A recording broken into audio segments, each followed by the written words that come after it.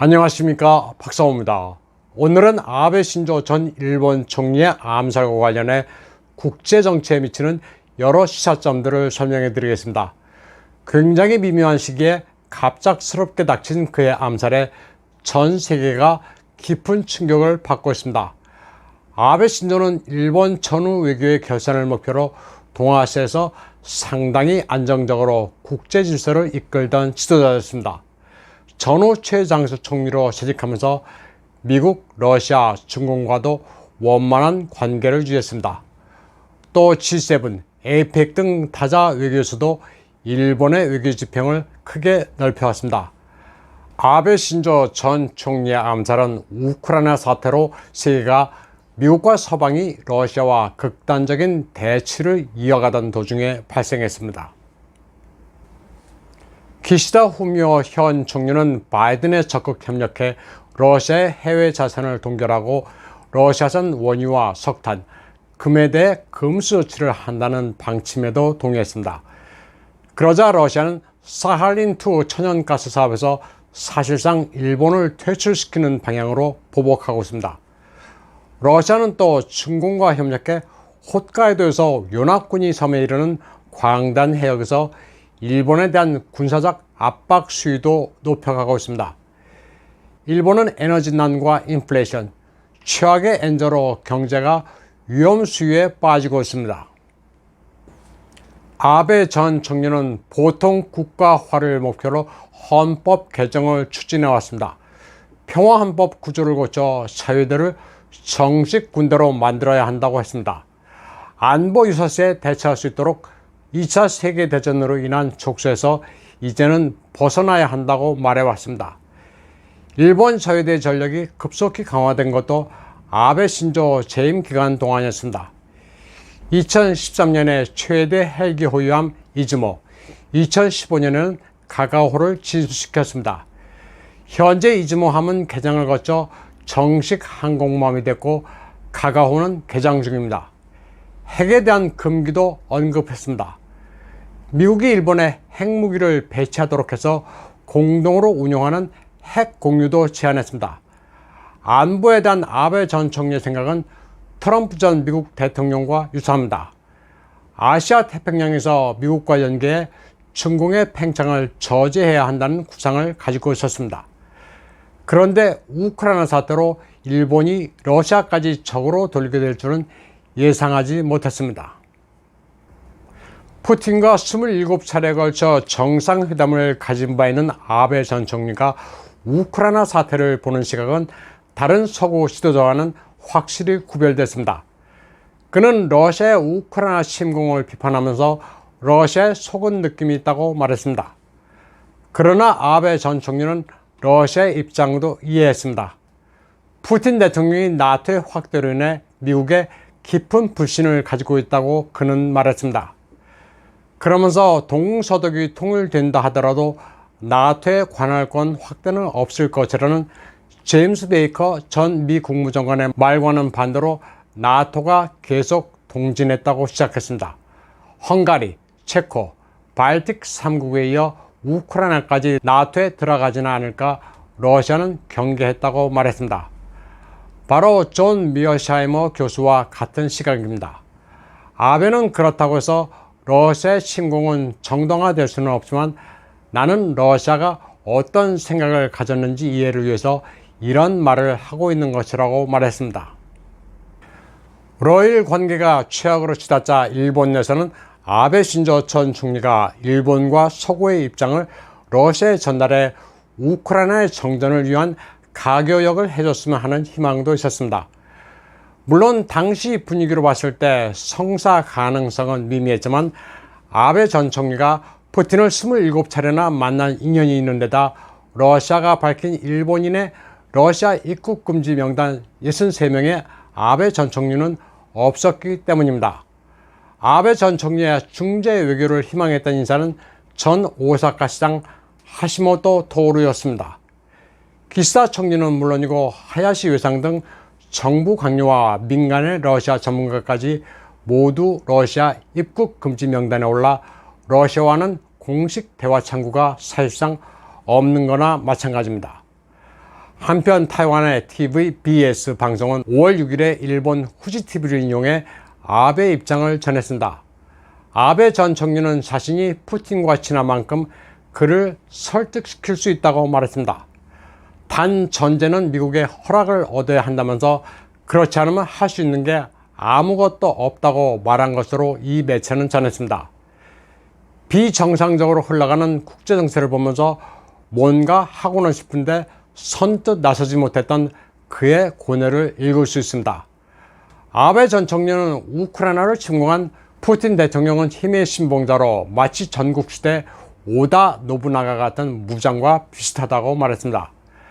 아베 전 총리의 이 말에 대해 입헌민주당의 이즈미 겐다는 그런 전국시대 무장이나 다름없는 푸틴을 아베가 27번이나 만났다고 하니 맹우인 그를 한번 멈춰보라고 비아냥거렸습니다.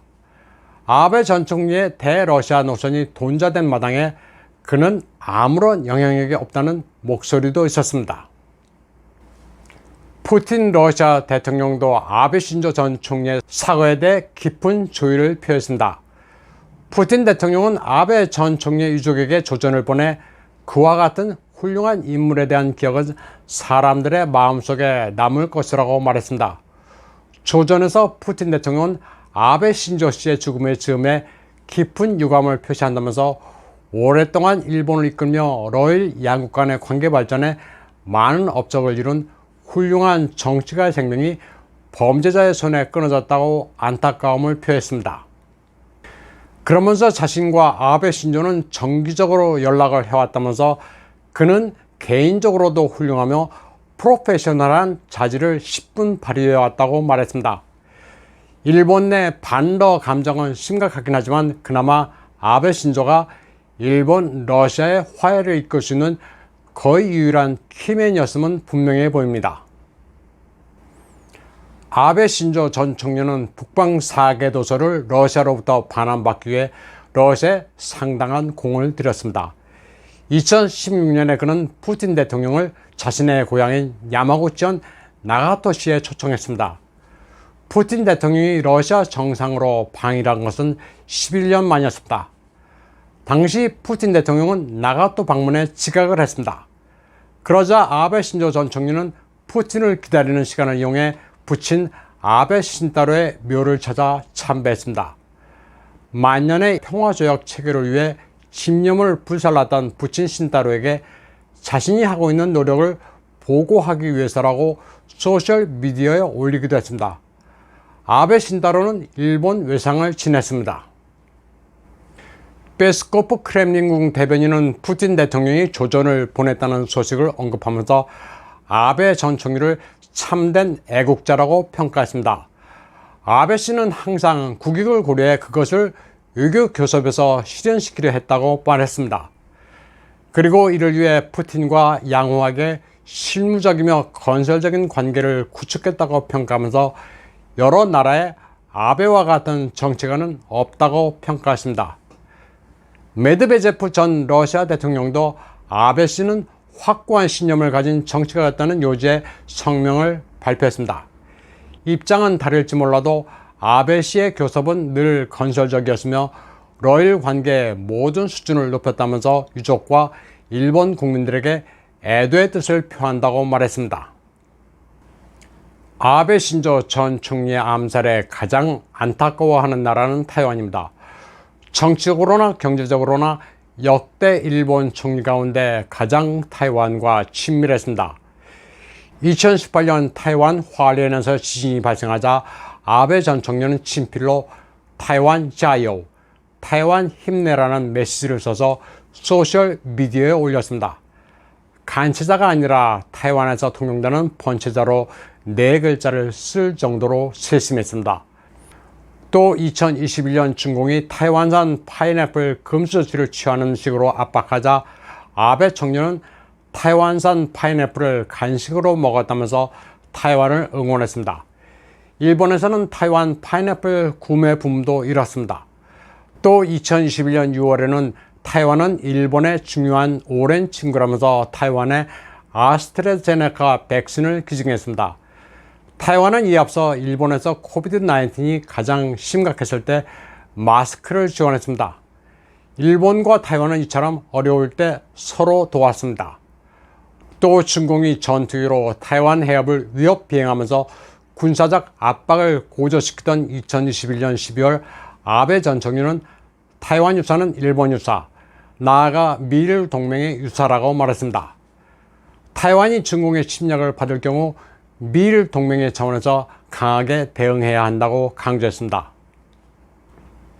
타이완 타이베이 100일 빌딩에는 아베 신조 전 총리의 명복을 빈다는 전광판이 켜졌습니다. 타이완의 영원한 친구, 그동안 타이완을 지지해준 우정에 감사한다는 문구가 내걸렸습니다.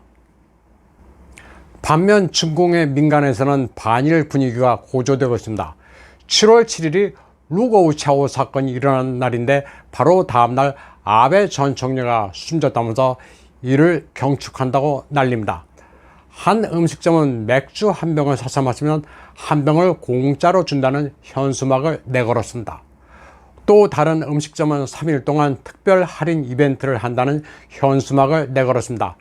아베가 멀리 떠나갔다면서 모든 메뉴에 대해 40% 할인을 하겠다고 합니다. 또 아베가 죽었다면서 음식을 크게 차려놓고 인증샷을 올리는 네티즌도 있었습니다.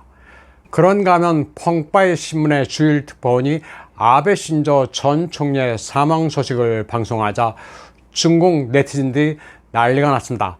아베 신조 전 총리가 일본이란 나라를 상당히 고려했으며 중일 관계 발전에도 기여했다고 기자가 리포트하면서 잠시 훌쩍이며 목이 메이자 매국노라고 욕설을 퍼부었습니다.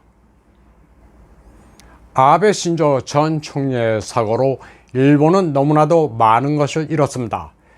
기시다 현 총리보다 영향력이 훨씬 강했고 국제적으로도 일본의 위상을 크게 올린 아베 전 총리의 죽음으로 일본은 원로의 중요한 방향타를 상실했습니다.